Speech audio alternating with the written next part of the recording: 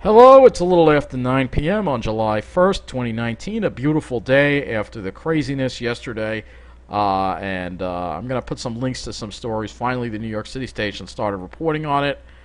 Uh, no mention of a state of emergency no mention of a state of emergency being declared by either the county or Governor Cuomo. It's like you have to issue that so there can be federal funds to help these people clean up, and they're not doing that. So I don't understand what's going on with that.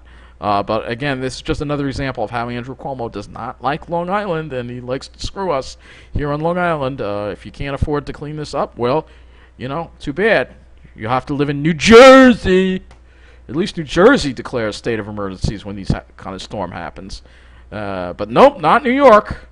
I bet you if this happened in Westchester, there would be a state of emergency. But no, not for Long Island. That's why sometimes I think we should be our own state. Take a look at this. This is from News 12. I'm going to actually make this a little larger. Look at these trees here in this report here. Look at these huge trees. The huge 60-plus-year-old trees have fallen down here this is Comac.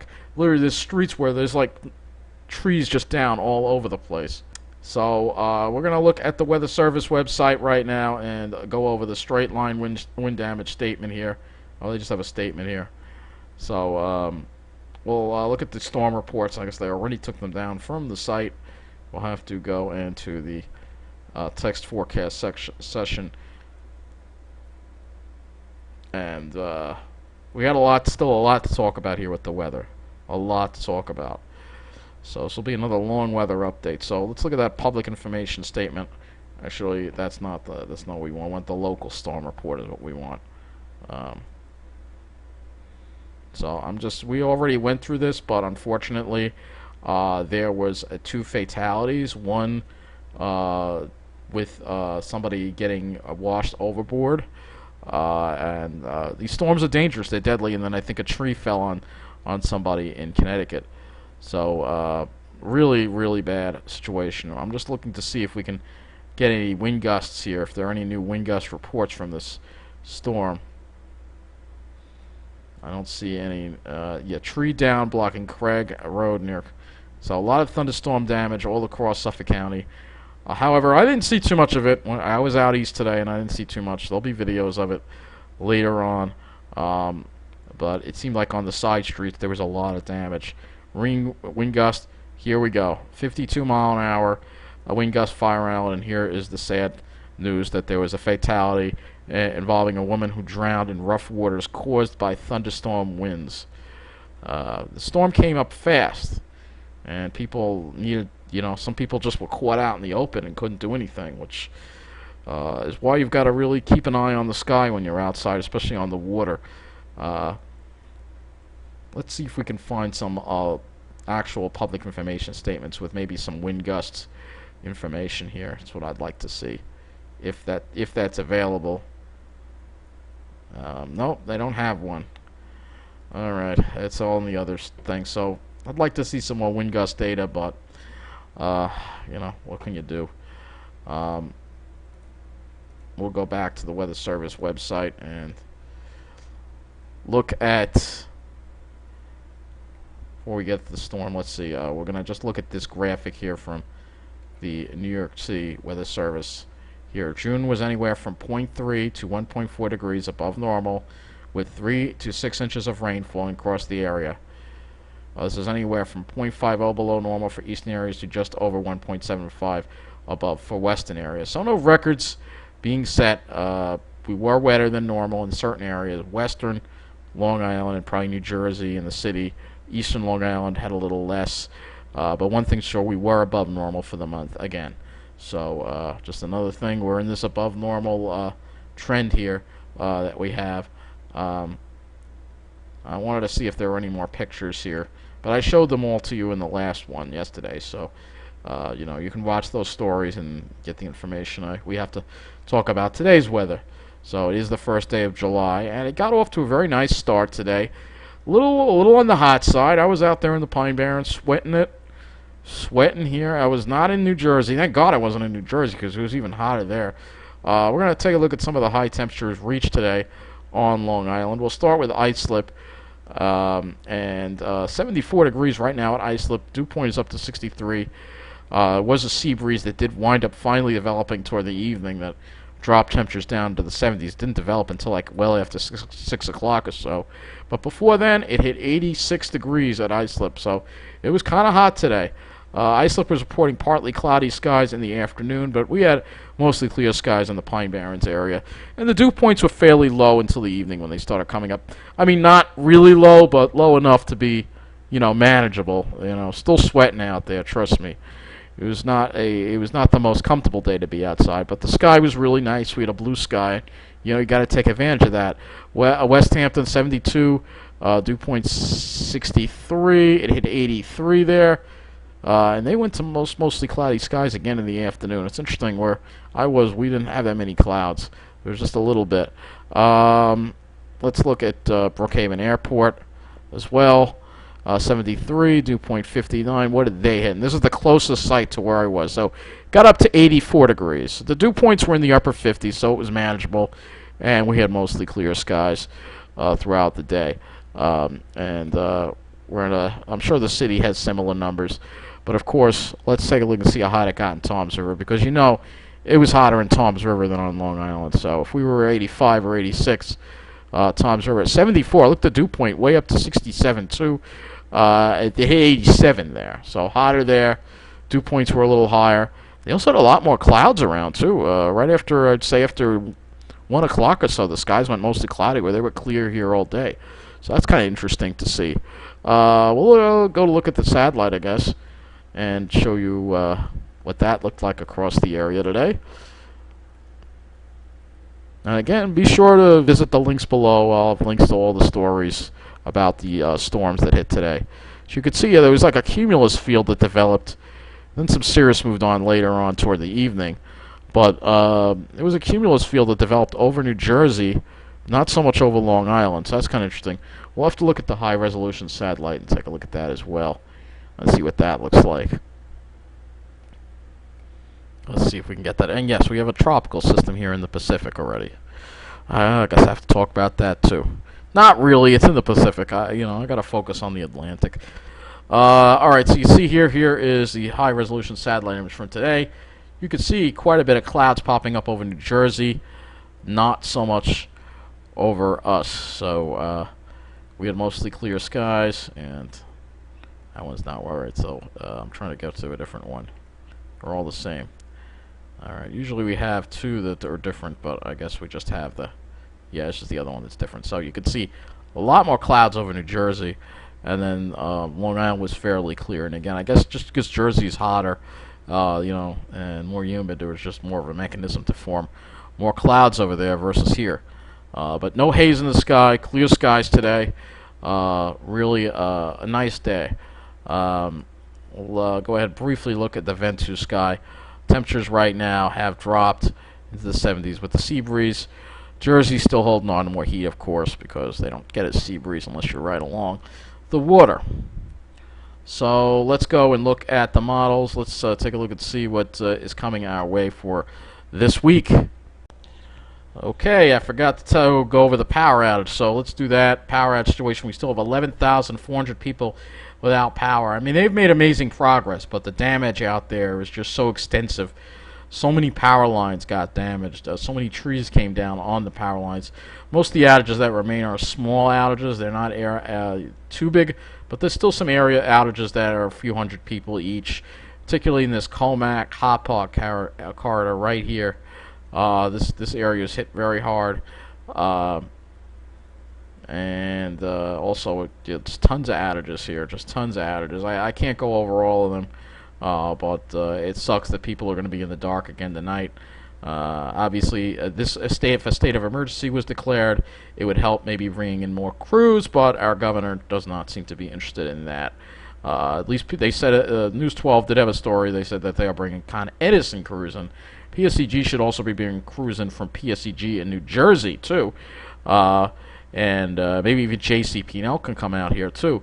But again, this is just what I mean with this is a mess. And look at this, still all these people without power in this whole area still. is out. It's still out. It's still out. Let's go a little further south here. Uh, Looks like we still have an outage at. Isn't this Suffolk Community College over here? Oh no, there's offices over here, I think, right? Where are we? Are we really industrial park? I don't know if there's this part of the industrial park or not. I'm not sure. I think it's further west, but there, I mean, these are business areas, It looks like this outage, some of it was finally taken care of. There is so much damage. I'm going to see if we could try to get some pictures of the damage before I even go into the models, because we need to talk more about this storm. I'm not gonna, this is a historic event. Um, Not so many outages on the South Shore. Oh, there's still a big one here in Bay Shore.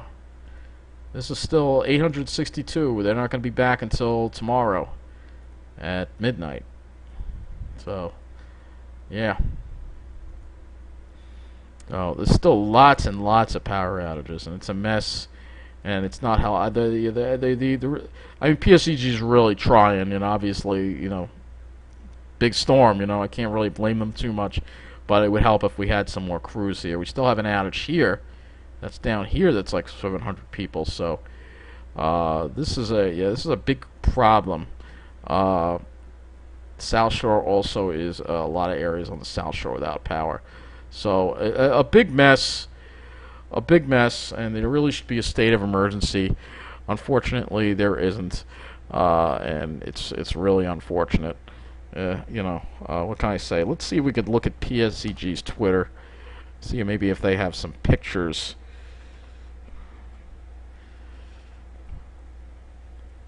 All right, so let's take a look at some pictures here that they have. So they do have some pictures. Here is a picture right here of some of the damage here. Was caused by the storm here. Look at that snap pole right there. Here's another tree on a wire here. So those trees on wires all over the place. Here's some more pictures of the damage. Look at that, another tree falling. So it's amazing. I didn't see that much from taking the Ronkonkoma line out and riding the bus around that area, but I think most of these trees came down in the residential areas. Maybe because they're not native. I'm not sure.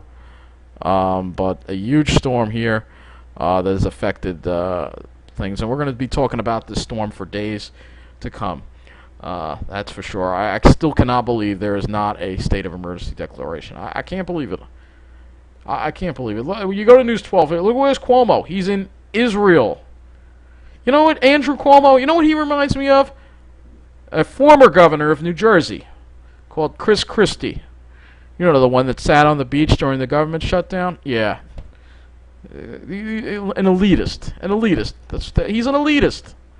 All right? Meanwhile, people in the state don't have power in the state, and he ain't doing a thing about it. Let's take a look and let's get this computer working properly.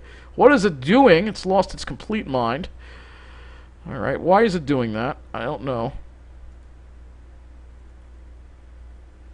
Alright, I do apologize. I really do. So let's take a look at the pattern for this week. And see what's going to be happening this week here in regards to our weather. Unfortunately, it's going to get hot. It's going to get humid. See that ridge offshore right there? And we're going to be kind of a little slightly unsettled pattern with the ridge offshore, and looks like stall front syndrome. Maybe a little bit around with the ridge, chance of showers and thunderstorms and humidity. Whoa, look at that. Looks like it's trying to form something right there. Of course, this is way out in the long range, 8 days away, but we'll have to keep our eye on that. Could be our first Atlantic hurricane, perhaps. Remember, those waters are warm, so I'll have to keep an eye on that. I mean, you can see, not great weather we're having here. We're going to have to wait for a while for things to dry out.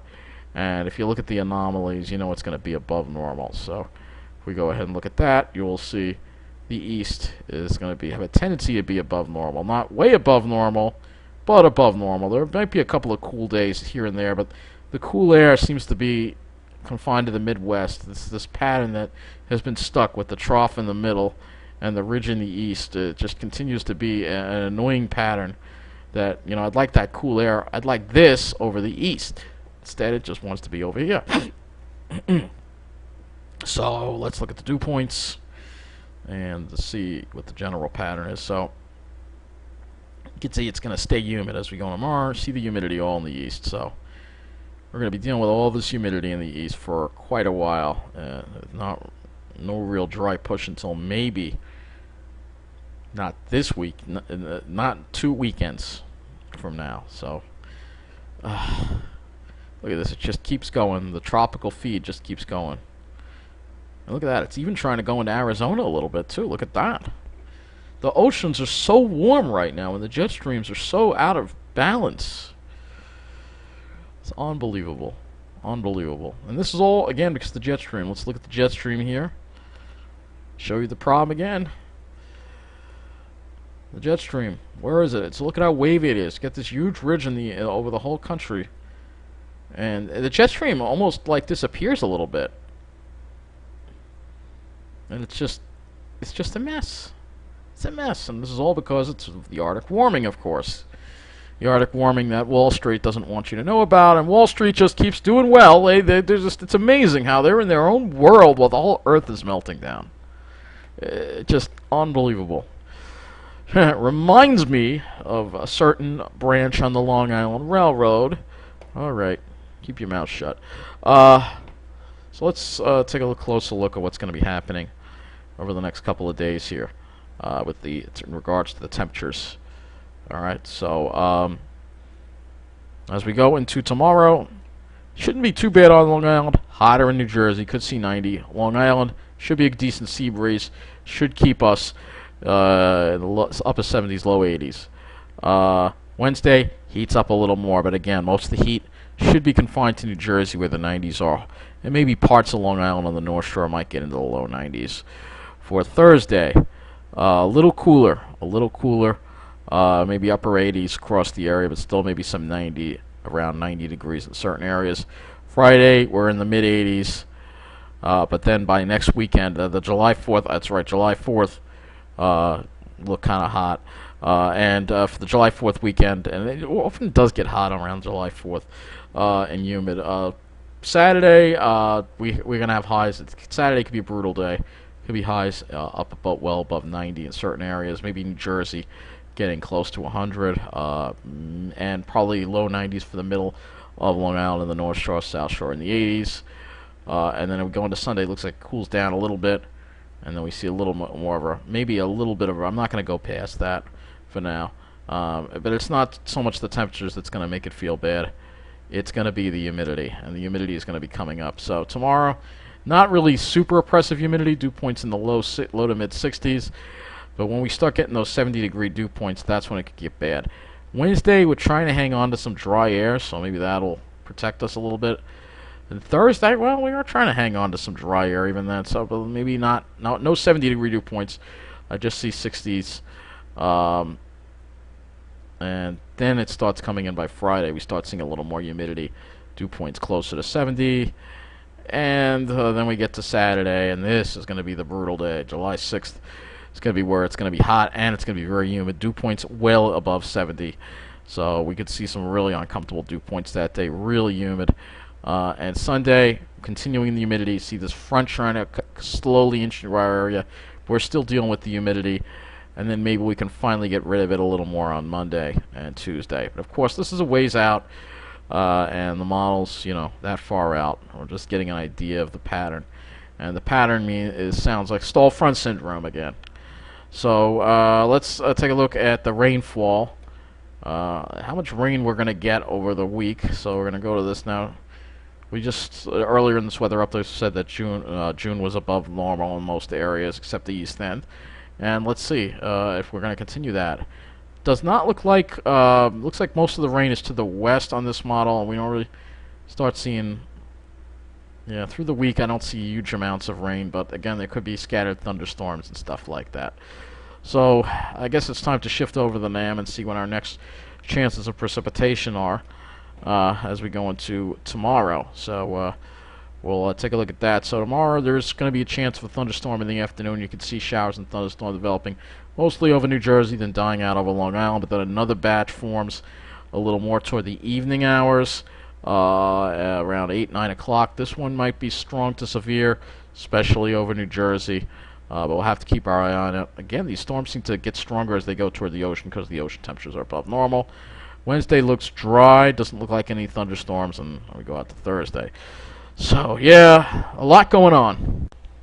Alright, so lastly we'll look at the clouds and see, we had some nice clear skies today, but I think we're going to have a lot of clouds around tomorrow. We sure will, according to the NAM. And then Wednesday, too, we'll be dealing with maybe some sunshine, but I think I see a lot of clouds around, too. This is the NAM model. We'll look at the GFS, and take a look at the cloud cover, how that goes. So, yep, tons of clouds tomorrow. Wednesday, probably not a clear sky. And Thursday, we're gonna have crappy skies for a while now because we're gonna be dealing with this somewhat unsettled pattern. We're not really getting into any dry air until maybe next week we'll get into some more, but you can see just lots of moisture in the air, and then maybe we get out of it by July 14th again. Around July 4th, it has a tendency to be like this, so it's not really that out of the ordinary to have a lot of humidity and clouds around July 4th and heat. I can rarely remember when it wasn't hot on July 4th. Very few July 4ths where it isn't hot. So that's the thing. But overall, the climate is in crisis, and sometime this week I'll do a video on the climate crisis. I meant the climate update across the whole. We're going to talk about the European heat wave and some of the crazy things that have been going on in this world. But that does wrap this weather update up. So we'll hope you had a good night. Hope you enjoyed the day. Despite it being a little hot, it was a beautiful day, for the first day of July. So thank you for watching. Have a good night.